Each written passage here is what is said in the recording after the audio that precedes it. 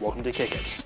This week we look at a bunch of gaming hardware, Scum Revisited, and the elephant in the room.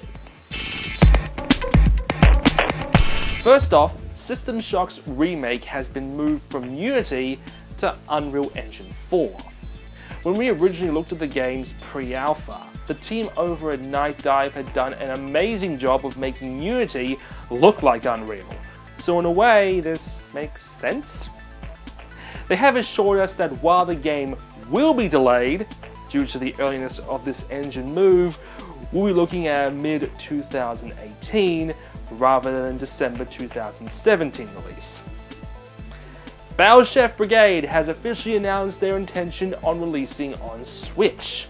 The game was one of many shown off during the Nindies compilation, as well as that Bloodstained has also been confirmed for the platform, and while not confirming anything, WayForward have said about Shantae, quote, "Stay tuned." Strafe, the FPS which promises the most bleeding-edge graphics of 1996, is set for release next month on the PC and PS4.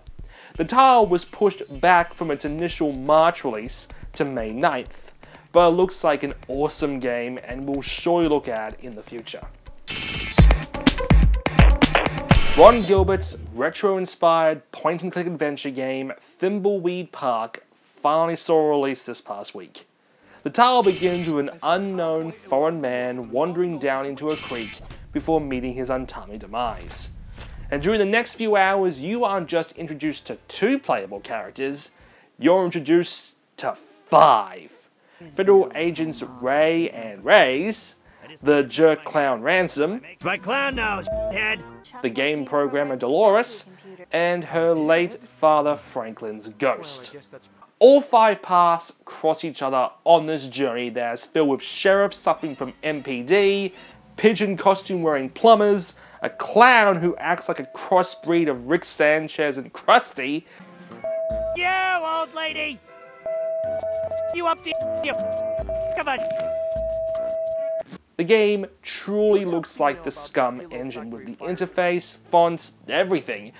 Although the game isn't as complex or as frustrating as the adventure games of old, it's actually more streamlined in terms with the problem solving and inputs, the map offering to essentially fast travel you everywhere, seamlessly swapping between all characters, and notepads laying out your objectives. Now, I truly like to avoid spoilers when I can, but while inside jokes about graphic basic and such are fine, but playing classic adventure games has taught me to save often. That was true, up until Monkey Island. Carefully handling broken glass? If this were a Sierra Online graphic adventure, I'd be dead now. when it comes to the 4th wall and Thimbleweed Park, the 4th wall gets fucked. Like, royally fucked. I'm talking hands pinned down, up the backside, balls deep, pounding, fucked! Like, Kojima would look at this and go, "Did you like it?" Anyway, the game at one point actually tells you to go to the Kickstarter video to solve a clue.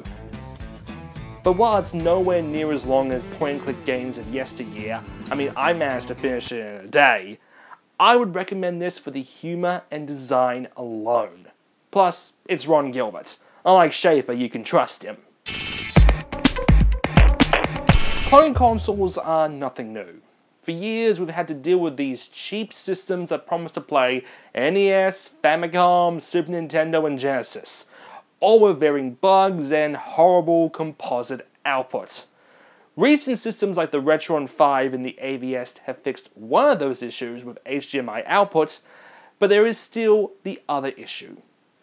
Why is it always the same 2 or 3 systems? Where's the TurboGrafx? Where's the N64?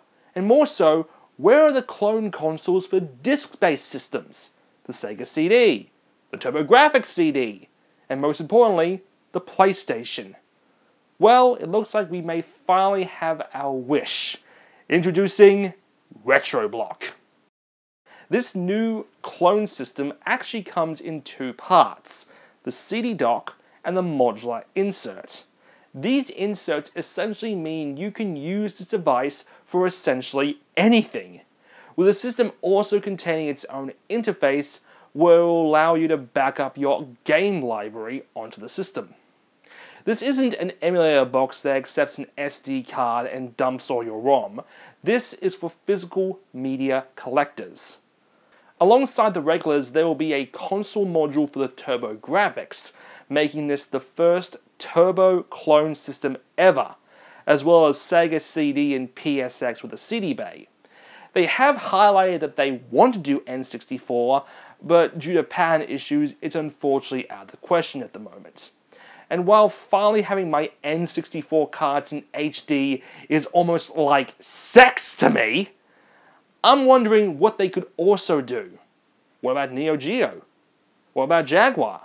They've also confirmed 32X will work on this too. Now, as for prices in Kickstarter, originally plans were to launch this campaign this month, but due to some trademark issues over the name, it's being pushed back while they find a new one. It's a shame though, because Retroblock is such a cool name. But I may have an idea. How about Retro Switch? And speaking of the Switch, while it is flying off the shelves, its battery sucks, with Zelda barely getting 3 hours. While many people are opting for the portable chargers they got during Pokemon Go, it's not possible to charge the device while in tabletop mode. Fortunately, we had the solution. Introducing the Switch Charge, the first battery case designed specifically for the Nintendo Switch. Switch Charge is a device that fits around the Switch gamepad, offering a 12,000 mAh battery capacity, and also an improved kickstand. The device allows you to play for much longer, with them promising over 10 hours for Breath of the Wild, and over 14 with games like Shovel Knight. The device features 2 game card holders, which is great to carry that other cartridge that isn't Zelda. But the only thing I feel is missing is an HDMI port, but that would probably require a special board, which would be an issue. Now, I'm sure people are suggesting that 12,000 isn't as big as other battery chargers, and you may be right, but you have to accommodate size and such. While I personally play in TV mode, anyone who utilizes portable often would definitely see this as a good investment. You're looking at about $95 for one of these devices, and it seems a lot of people are already on board, as within the first day, the project passed its $80,000 goal on Indiegogo, with a planned release in August, just in time for the Switch to get a decent game library. By the time this episode comes out, Playtonic's retro-inspired platformer, the game made over £2 million on Kickstarter, Yooka Laylee, will finally be released. So you're probably wondering when you'll see my review of it. Well, there's an issue with that. I don't know. And you probably know why. For anyone who has watched my 90-minute video on Rareware, you know how much this company means to me. Growing up, this game was my childhood, alongside Crash and Spyro. Not Zelda, not Final Fantasy, not Metal Gear. This. When the announcement was made of the Wii U's version cancellation, I was heartbroken. Most of the reason I backed this game was their support for Wii U. It was gonna be like Rare never left. So playing on another console or PC, to me, is just out of the question. Call me a screaming fanboy lunatic, I don't care. I backed $700 to this project. I'm gonna play it on Switch whether I need to wait another month or even another year. But there's no avoiding the 2 big shadows looming over this game. Firstly, the whole JonTron situation.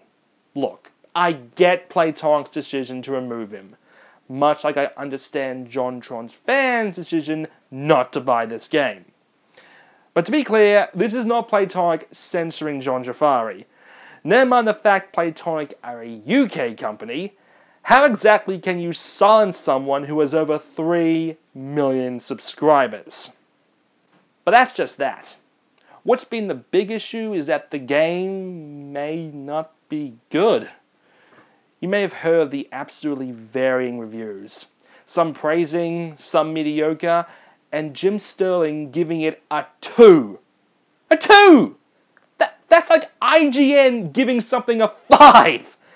And as someone who has invested a lot of time and money into this game, I cannot begin to fathom this game being bad. If Yooka Laylee bombs, we may as well pack crowdfunding in. This isn't just an upstart studio. This is essentially Rareware minus the Stamper Bros. And from what we've heard about the game, from the bad frame rate to the nauseating, uncooperative camera, really does not make me feel confident. Now, granted, they have already released a patch to fix these issues, but how did this get past QA in the first place? Did no one testing the game say, hey guys, I think something's wrong, this camera is making me bleh! Crowdfunding already took a major blow from My Number 9's abysmal failure. Kickstarter and crowdfunding alone cannot survive if another high-profile title like Yooka Laylee turns out to be bad. It will cause me to lose faith in Bloodstained, Shenmue 3, and Psychonauts 2. This is the big difference between investing and backing. Investors would have been able to look at the game during development and offer feedback outside of the developer bubble. Projects need to be more open with backers, even if that means distributing alpha and betas more often. But, at least Playtonic are actually listening here. And from what I've seen, Yooka Laylee is in a much better situation than My Number 9. That game can never be saved. Even with a bajillion firmware updates, nothing will take out the disappointment and shame from that game. And the horrible frame rate. So, when Yooka Laylee arrives on Switch, you'll be sure to get a review from me. But until then, I'll just see you next time.